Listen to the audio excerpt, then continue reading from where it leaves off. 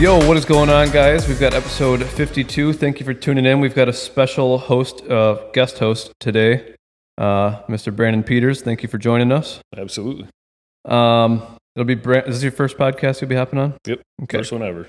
And you'll be on Andy Frizella someday too, I'm sure. So we've got a special episode today. We've got Brandon. We actually went to middle school together.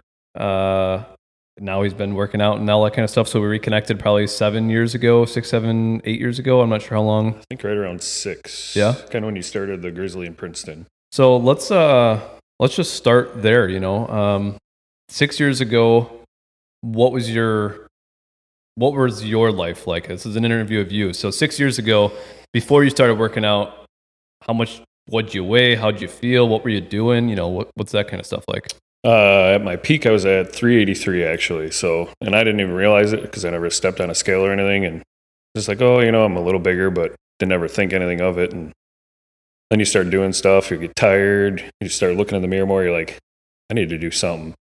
So, then it would have been 4 years ago is when I actually fully committed to my journey, because I did it off and on for a while, do it a couple months at a time, and then quit.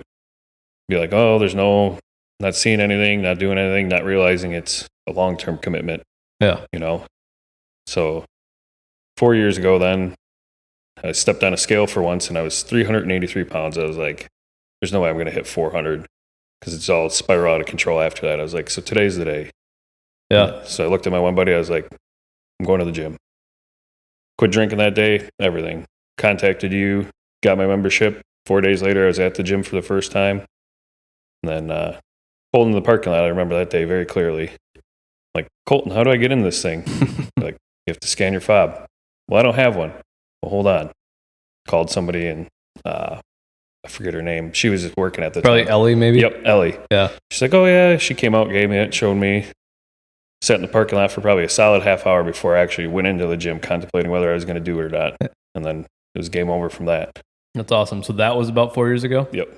And so before your fitness journey, you were overweight. You weren't concerned about it. And I want to not attack you on this. I want to relate to other people who maybe be in the same situation. So were you drinking all the time? You probably weren't caring about what you were eating. You were just living and doing whatever. Pretty much. Yeah. And you know how it goes, being a bigger person, sometimes most of the people are like, oh, you're not fat, you're just big bone, you're not that big, and all this. They always talk you down, and even though they just want to see you be around with them to make all the unhealthy choices that there are and be there. But for a while, that too, I stopped drinking for a while. 6 months I did at the first point, and then I started again. And then I was like, it'll just be a couple drinks here and there. And then it got to a point where I was drinking almost every night, hanging out with everyone. Yeah. Because it's COVID time. Yeah. Well, so you're playing video games, staying up late, drinking all the time. And then, I came up to that point where I was just like, this is terrible for me, between the calories from everything you drink. Yeah. There's all the soda and the mixed drinks, stuff like that. Yep. Well, then when you drink, you eat crappy food at the bar or at home. You get home, you're like, oh, I'm hungry. Let's eat some pizza or this or that or smash 2 burgers. Yeah. Not paying attention to what you're eating. It doesn't take long. No, you're consuming 6,000-7,000 calories in a day. Yeah, it's super easy, especially when you add in, 10, 15 beers or drinks or whatever, especially being a bigger guy, you can, typically drink more, right? And eat more. And the drunk pizza or the burgers or the fries, right? Or the chips, whatever it is, it doesn't matter. So,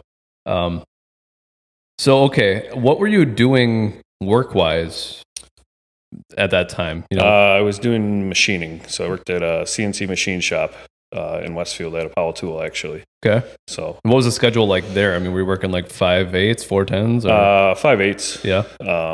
A normal 9 to 5, Monday through Friday. Pretty much. So when you started, as far as your schedule and your routine goes compared to what it is now, it wasn't anything. We'll get to your routine now, but back then it was just kind of, did you work out before or after? Yep. Or? So I'd wake up, I'd go to Grizzly Princeton before work out there, go to work, and then after work I'd go and do anywhere from 2 to 5 mile walk every day. And then I was working out 6 days a week at the gym, and then my one day off would be just 2 walks. So I'd go walking in the morning and then walking after work. How far of a drive was it for you from where you were at? Were you Harrisville, was it at? No, I was in Westfield at the time, so right around 20 minutes. It was right on the dot. 20 minutes to the Princeton gym. Yeah, I remember when you snapped me and I was like, we needed every member we could get. That was we were still pretty young at the point and didn't have a whole lot going on. So I was like, man, I don't know, 20, coming from Westfield, I was like, I just don't know if people commit to that, but I was happy to see you there. And Yeah. I also have like a special place in my heart too for like people who are in somebody like in your shoes, overweight and wanting to change. And I just really care that those people make the right changes, because it's not, I feel like that person is used to being like the funny guy, the guy who people want to do the funny stuff or do the fun. Like, I just feel like that's like the typical image. The overweight guy is like, well, I'm fat, so I'm funny, right? I got to be funny, and I got to, like, I can drink a beer really fast, or I can do something impressive that way. And like, that was the crowd pleasing aspect. But I do agree with you. Like, people, especially depending on what circle you're in or what group of people, like, they're not necessarily looking for your best interest. They're just looking for their immediate best interest. And that's like having a good time or whatever. So it's tough to get out of that circle and put yourself first, especially if you don't have people around you. Like, hey man, like, should do something about this. So, no, it's super cool. So when you first started, kind of keep that mindset. What'd you do for like a diet? Like, I want to talk about like what you did for like a diet, or like when you were making these changes. And then also, what did you decide on for like a workout plan and routine? Cause I don't know if you went 75 hard right away or what your...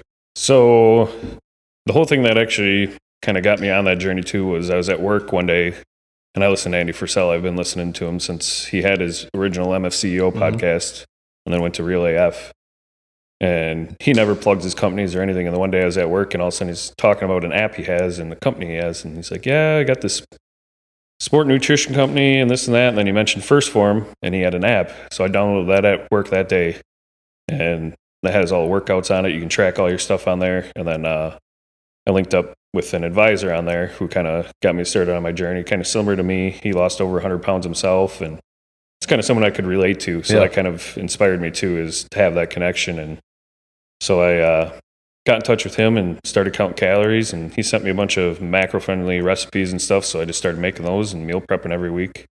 And then as far as 75 hard goes, actually, the first week I kind of just got in the routine of everything and figuring it out, and then the next week I actually jumped right into 75 hard. Cool. So Andy Frisell, I listen to him. I like, he's one of the favorite podcasts that I listen to. I'm not like a religious listener, but if I'm on the road and I've got like 3 hours to burn, instead of listening to music, I'll just throw something on. I do like a lot of his stuff. But anyways, so you listened to Frisella before you even started getting into the gym? You just liked him as a whole? Yeah, I came across him because before I did even machining and stuff, I worked at a car dealership down in Madison. And I came across him on Instagram Reels from people posting stuff, and I was like, yeah. It's kind of something, and he's always giving out just great knowledge about business, life, mindset, everything in general. So it's kind of something get you going for the day. I got an hour drive to Madison every day. Why not throw him on, you know? So just became a routine listener from there on out. And his early stuff was really good too, like the MFCO project just kind of telling you not to be a bitch and get after it. I like his new stuff, but some of it's like too, not political, but just like, I don't know. Some of it's just all over the place, but he's doing really well. But I really like the MFCEO stuff. I like the 20, 30, 40 minute, like, or even like Thursday Thunder episodes where it's just like to the point and like, but yeah, hour and a half with him and DJ and just going on and on about like some random stuff. It's just like, where are we going? But anyway, so beginning of the journey, we went Andy Frisella. We went through his First Form app. You were tracking your workouts that way. You were just tracking, like basically just doing like a calorie deficit, or did you cut out like all of the shit, or what was your goal with dieting? I pretty much dove right into it. So I went and started, it was kind of a higher calorie deficit, but it was kind of worked my way down as I went. When I got lower on the weight, I'd lower the calories some more until I got to right around 240, 250 is kind of where I plateaued down to. Did you have any vices? Like everybody has a vice, right? Like I'm very strict and religious on my routine, but I'm still going to drink some beers on a Friday or Saturday because I can control it, and I don't eat like a bunch of shit when I drink. I still eat meat and eggs on those days. So when you first started getting into it, I guess where I'm going with it is it's tough to like do cold turkey things. I like to go that way. I like to say I'm done with this, or I'm just going to start on this new thing, out of sight, out of mind, get rid of it.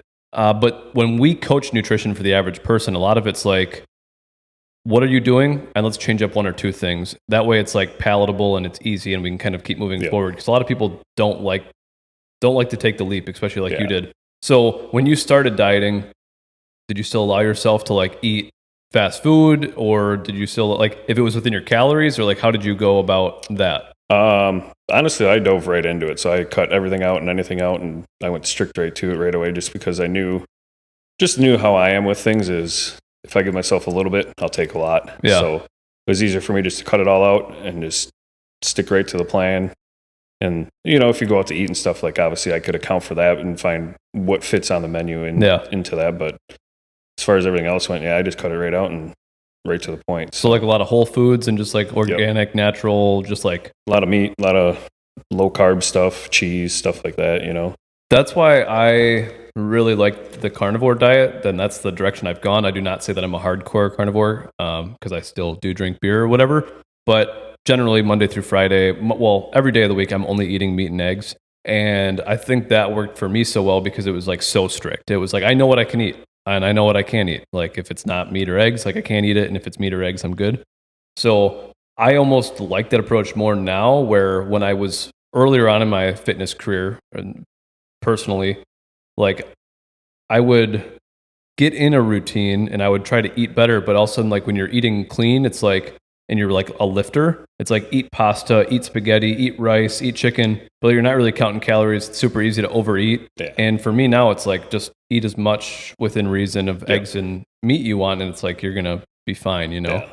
So when you try to create like this weird, unique nutrition diet plan for individuals, it's like it's too easy to have an extra handful of chips. It's too easy to like drink an extra this or that. I don't know. It's just strict is almost better in my opinion. So okay. So we've got the original, like kind of like and you didn't come from much of a fitness background before. Like when we went to middle school, when you were in high school, I know you're into sports and stuff. So I assume you kind of lifted a little bit for that stuff, but I didn't really lift outside of school. I did classes in school, obviously. But as far as like extra, I didn't do too much. Did what you had to do and did your conditioning for wrestling or so on, football or whatever. So a little bit, and was it just football? Football and wrestling, and then I did baseball through middle school. And that was it. That's what I thought. Okay, so just to give everybody kind of an understanding of your background. So now, like more present day.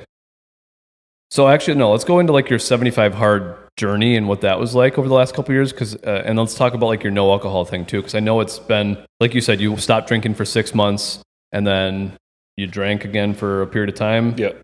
Where are we at with all that kind of stuff? So as far as that goes, actually 2 weeks from today will be 4 years that we're alcohol free. So that's crazy. Good for you. Good for you. I forget how many times I've done 75 hard. I've done it a handful of times, but then I also did the live hard part of it as well. So I did the full year, 75 hard, live hard. For everybody listening too, so Andy Frisella created this program called 75 Hard, and it's really like a mental toughness and just I think it's a really good reset. It's something that I think everybody should kind of consider doing at some point or another. You don't have to be like an Andy Frisella or like a First Form guy to do it. I think 75 Hard is just a really good outline on like, hey, just do this as like a reset and clean up yourself and that discipline aspect and all that. Yeah. So you correct me where I'm wrong. 75 hard. You drink a gallon of water a day. Yep. Follow a diet of some sort. Work out twice a day for at least 45 minutes. Each workout, one has to be inside, one has to be outside. Yep. And you've got to read 10 pages a day. Yep. Is there anything else that? I think that's it. I think that's the foundation. Yeah. Oh, and then no alcohol, right? Yes.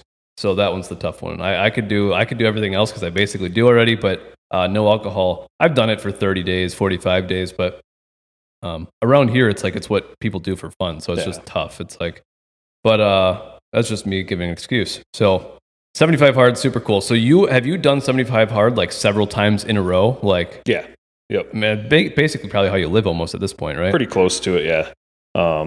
So I did the 75 hard, and then I did live hard, which is the full year of everything. Okay. And then after that, I took probably a couple weeks off. I still followed my routine and stuff, but then I dove back into doing 75 hard again. And then I've done it off and on since then. It's probably been close to a year now since I've actually done it. But I think the hardest thing is like the 2 workouts a day. Like, did I get enough time to go outside and walk for 45 minutes or did I not? Especially with your work routine now, right? Yeah, especially nowadays. I'm working 16 hours a day some days. So you get done, you're deadbeat tired. And you got to be back in less than 8 hours. Yeah, and you need 8 hours of sleep, right? Yeah. So it's just like that's kind of where I want to get to too, because it's like insane, like the back to back. So yeah, 75 hard. I think moral of the story. I think it's great for anybody to try if you're going to do kind of like your sober January or whatever. Is that sober October? Whatever month you decide you want to do it, consider doing a 75-day, like the 75 hard program. I think it'd be really good for a lot of people. So a lot of people, I think, also try to do it and then modify it a little bit to like what fits their needs or whatever. Like as long as you have like a goal in mind, like, hey, this is what I'm going to do for the next 75 days. I think that tool alone is powerful. So, and so, yeah, live hard. I always hear him say that. I didn't know exactly what that was, but that's just a year full of 75 hard, basically. It's got 75 included into it, and then there's more tasks added to it. So the first phase, I believe you add a cold shower into it. And then the second one, there's a second phase, which is just 75 hard again, I believe. And then the third phase is everything's still in it with the cold shower, and then you have to talk to a random person every single day. That's cool. I remember him saying that too. What so of these habits that you've created from your fitness journey and from 75 hard, are you still like reading consistently? Like, is that still a thing in your repertoire? Is that something that's fallen off a little bit? That's something that's kind of fallen off a little bit that I'd actually like to get back into, because I actually enjoyed. I never read in high school, actually. So when I started 75 hard, I read more books than I ever did in my entire life. And I like to read nonfiction stuff too, obviously. Yeah. Mental health and, just things that make you better. Yeah.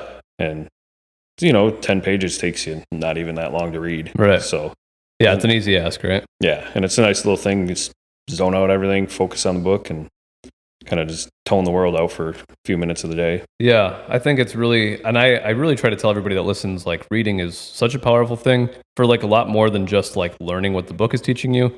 You become more literate. You can speak a little bit better. I was just saying this on like an episode or two ago. And then also like just to devote some time away from looking at your screen, right? Because like everybody's so addicted to the phone, or like you just sit on Facebook scrolling and just wasting time anyways. Not that you can't argue and say, oh, I was learning from YouTube, or I learned a little bit from this or that. Like, yeah, you do learn something from the little 5-second video, but our brains aren't really taking that stuff in. It's just like quick dopamine hits. Yeah. So reading, I think, is just a really good habit, and the thing that I've been pushing people is like read about people. Like read about, like I'm reading about Elon Musk right now, but read about Arnold Schwarzenegger is another really good one. Like learn from people who have gone through life already. Like we're young guys, like learn from people who are 60, 70, 80, the Warren Buffetts of the world, and figure out what their life was like and what they learned from it. So I think you can just learn a lot of life lessons really quick by taking that knowledge in. So now to your current day, your current job. Let's talk about that. Let's talk about your current job, how that works, and then like how you still are fitting in fitness. Because I want to say, did you fall off kind of recently? Like, let's talk about that too.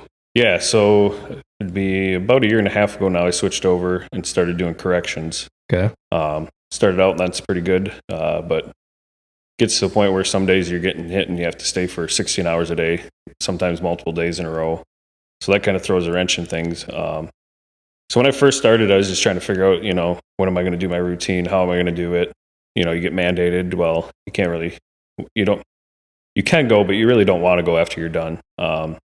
So for a while there, I kind of fell off where I'd get hit for 16 hours and then I'd just go home and then I'd sleep. And instead of getting up and going before, I'd be like, oh, I'll go after. And then I'd get done with work that day and then I'd just make an excuse. But now I've got it to the point where I'll go before work because it works out a lot better. It's done. It's over and done with. And then after work, I can just go home and sleep. And then as long as I'm not working 4 or 5 doubles in a row, I'll usually go home. I usually meal prep all the way for the week, so that way I can just grab my food when I have to leave. Protein shakes, vitamins, all that's all set to go for an entire week. So I'll sleep, wake up, and then I'll go to the gym before work again. And that seems to be working out pretty well.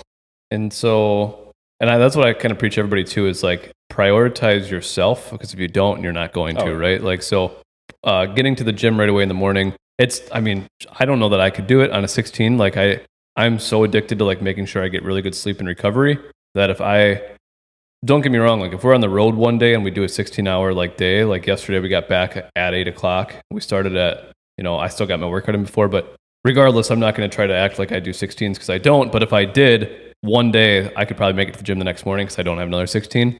But for those guys that are like construction workers or, out and about, like they always say, well, I'm working hard. I don't need to work out. I mean, there's still a big difference there on lifting lifting weights and blue collar work. Don't get me wrong. They've got man strength, but there's just, they don't necessarily correlate. So, okay. So you're doing 16-hour shifts here and there. And the best thing that you've found is to prioritize yourself, go in the morning and do stuff. So I do want to talk about, so we'll go back to falling off, but I want to come back to like the habits that you've built, like you said, kind of meal prepping and stuff. So if I forget, that's what I want to talk about. But you fell off. So you started this new job at the corrections. Yep. It's a new routine altogether. You kind of fell off. And I think this is something that happens to a lot of people. I think a lot of people, we all go through phases in our life. I was big into working out. I gained 30, 40 pounds, especially during COVID when we're all just drinking and not really caring about anything and just like having a good time. And then you're like, oh shit, like I should probably get a hold of my life again.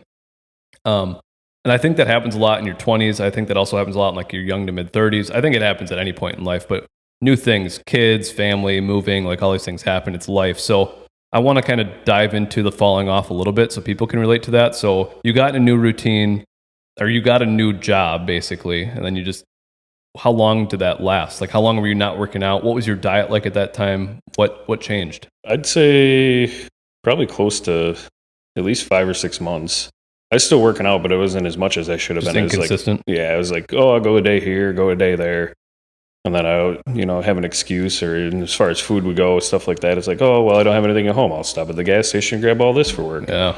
And then I ended up putting on, I was about 250 when I started at the prison. And now I peaked out, I was right around 300. And now I'm back down to right around 285 again, slowly losing. But, Good. The biggest thing there was, I was just being inconsistent with myself. And it took me a second to realize, like, hey, what are you doing? Yeah. Check yourself. And then I was like, you know what?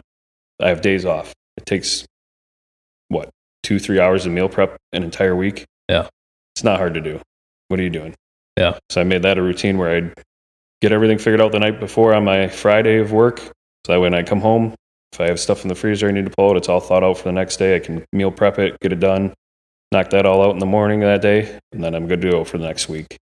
And start doing that, prioritizing that, and make sure all my vitamins are all laid out, shakes are all good to go, everything's in check.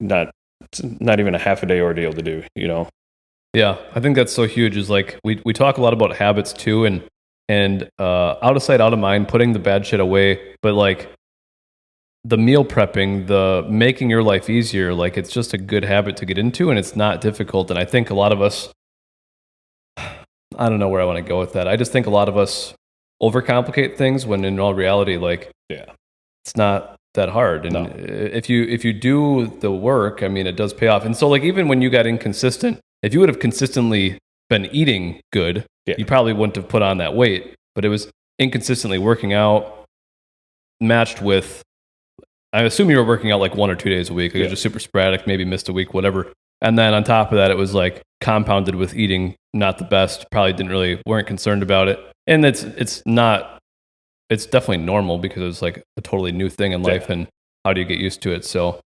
okay. So we kind of straightened us back out. We got into some good habits and routines. And I think in the last 30, 60, 45 days is when you've really kind of turned it back up. I know I texted you.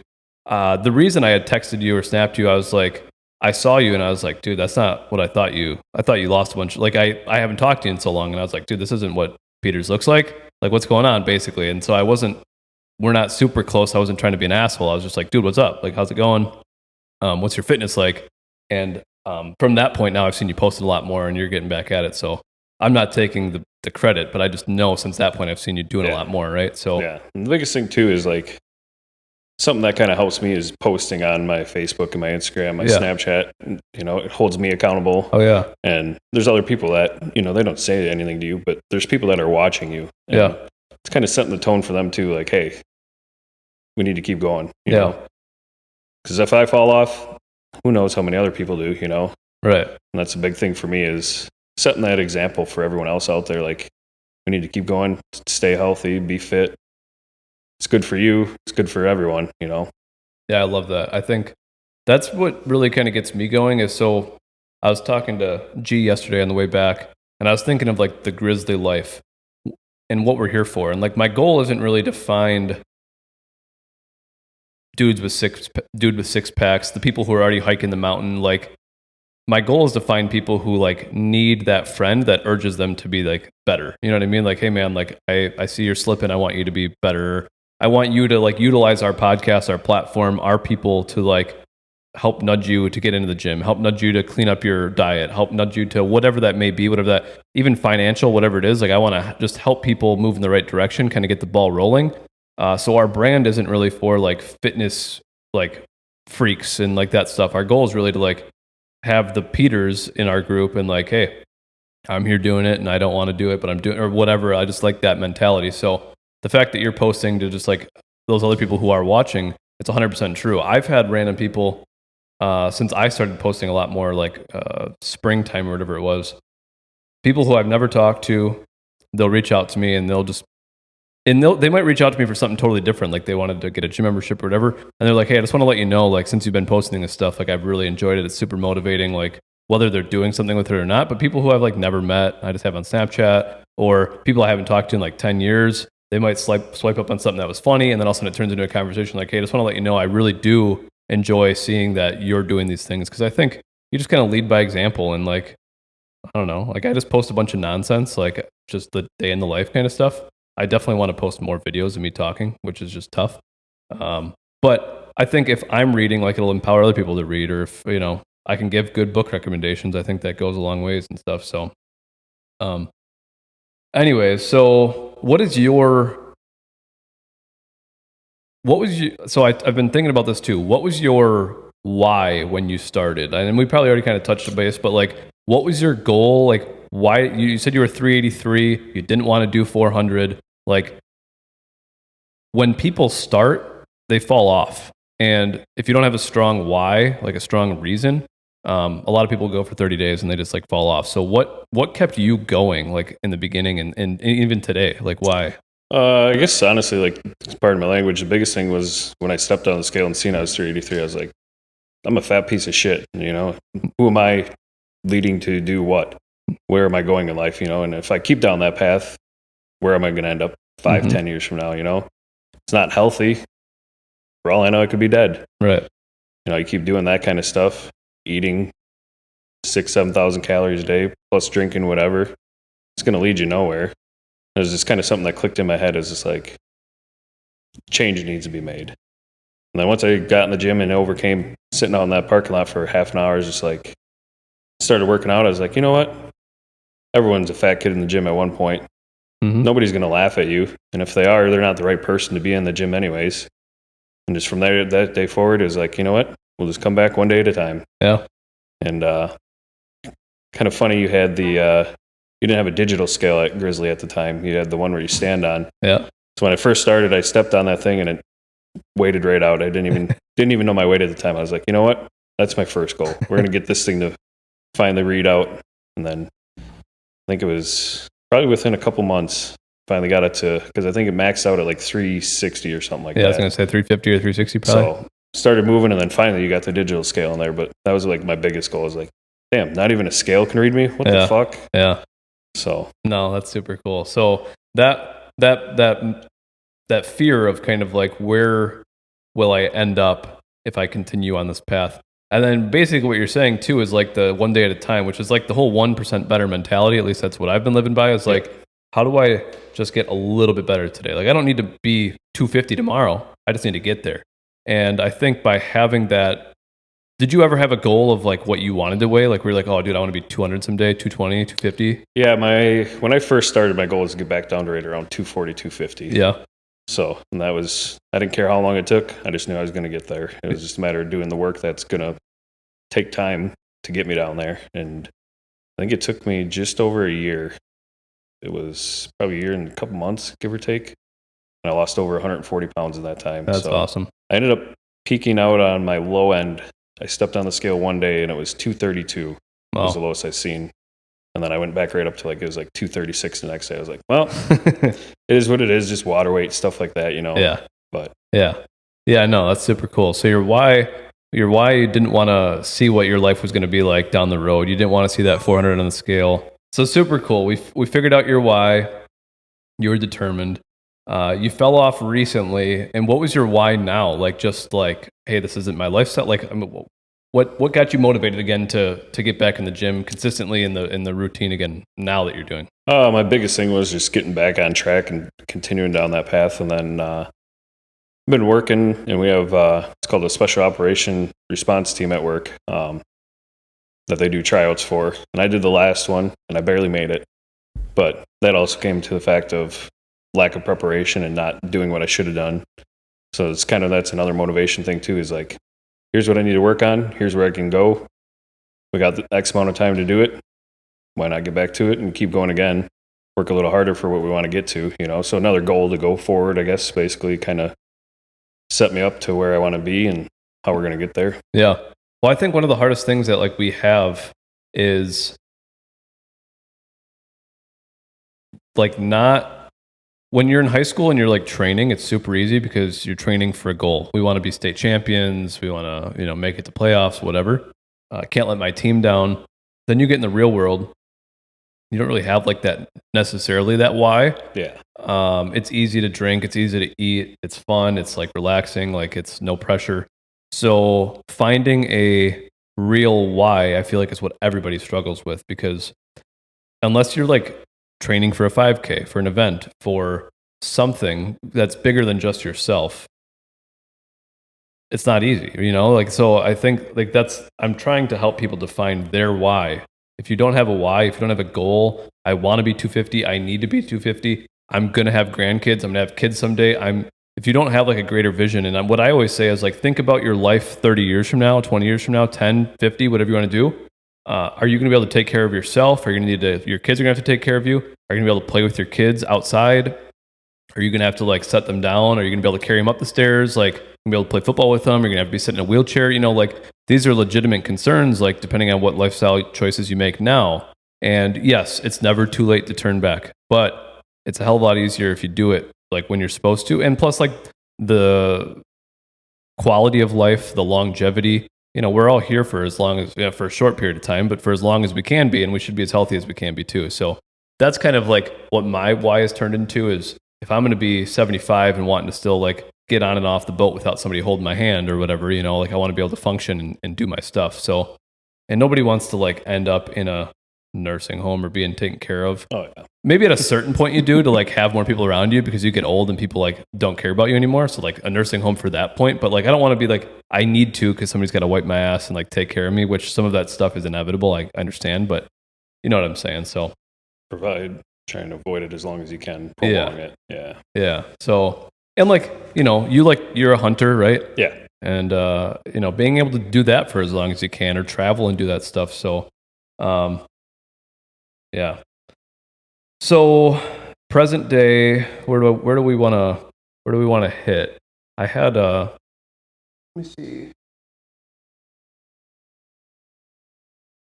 What has the I'm not a big mental health guy. Like it's not one of my strong suits. I mean, I believe in prioritizing yourself, putting yourself first. I feel like mental health is very. Do you have some things to talk about on mental health?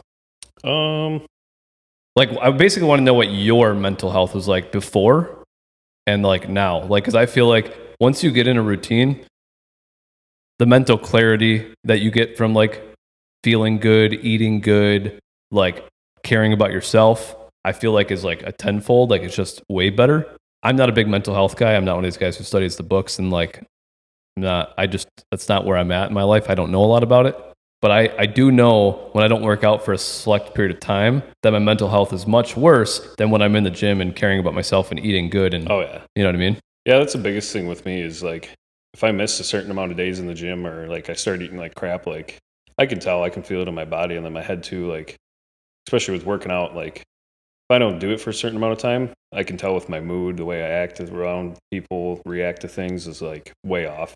But once I'm in the gym, it's just a mental reset, a lot more clarity, sets the mood for the day, it sets you up for, all right, I got this hard shit done. Yeah. Nothing else is going to stop me the rest of the day. Yes. And when I was drinking and stuff, you wake up, brain fog, doesn't really bother you until a couple days later, you get that post I guess alcohol depression, they call it, oh, I'm all sad. Oh, why is the world like this type of stuff, but ever since I quit drinking and started working out and stuff like that, it's like tenfold different. Look at everything way different. Gym, priority. If I go there, I know I'll be good. Yeah. And that's just like hard things going on in life. As soon as I get done in the gym, all right, we're good to go again. What was it like with your friends and family once you quit drinking? And when when you decided, hey, I'm not doing that anymore, like, did you lose close friends? Did you stop getting invited to certain things? What was that like? I mean, if you want to call them friends at that point. Right. I mean, we all friends, but you really find out who your real ones are when you stop drinking, because and it was crazy for the first couple months when I quit drinking all the time, every weekend. Hey man, you coming out tonight? No. Oh, come on, just come have a couple. No, I'm good, man. Oh, what the heck? What's wrong with you? It's like, there's nothing wrong with me. It's just that it's something I no longer want to partake in. Yeah. And then after about a couple months or so, the ones that were your friends stop talking to you. They don't message you.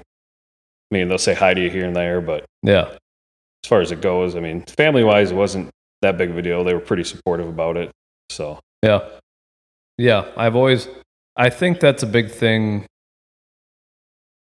A lot of people, especially like our age, younger, anywhere from 20, because whenever kids start drinking, I started drinking when I was almost 21. But I think a lot of people have all these friends today. Like, I have so many kids on my Snapchat, kids being young 20s, mid 20s, and they're posting nonstop about this friend's birthday and this friend's birthday and happy birthday, bro, and all this stuff. And they're always drinking in the pictures, they're at some party. And I'm like, there's no physical way that you have this many friends. I truly have a couple of really good friends, and I'm lucky enough to work with them, and I do my entire life with them. We can go on a trip together and not drink. We can go on a trip together and drink. No matter what, we're gonna have a good time. We're gonna have good conversations.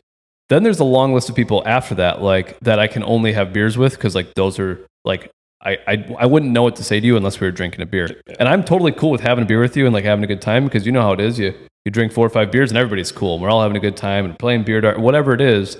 But there's only I think my dad said you're lucky the day that you die. If you if you can count your best friends on one hand, right? If you even have that many, usually it's 2, 3, 1, whatever. But all these dudes who have these best bros and best friends, I'm like, you don't have any friends, dude. None of those people in your life care about you after drinking scene. You know what I mean?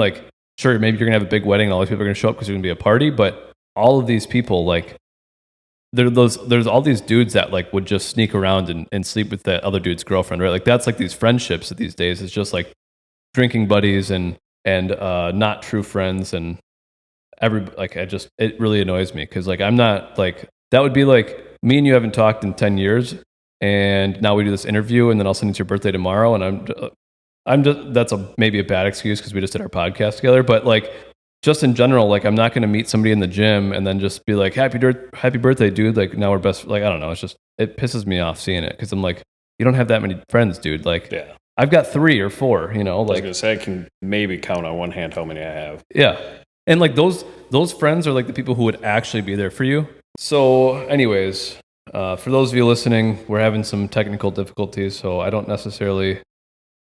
We're going to be blending all this together. Our camera's overheating. I don't know what's going on. So, I think we were talking about friends and just, you really only have a couple real friends, a couple people who you can really count on. And those people are the ones that you will,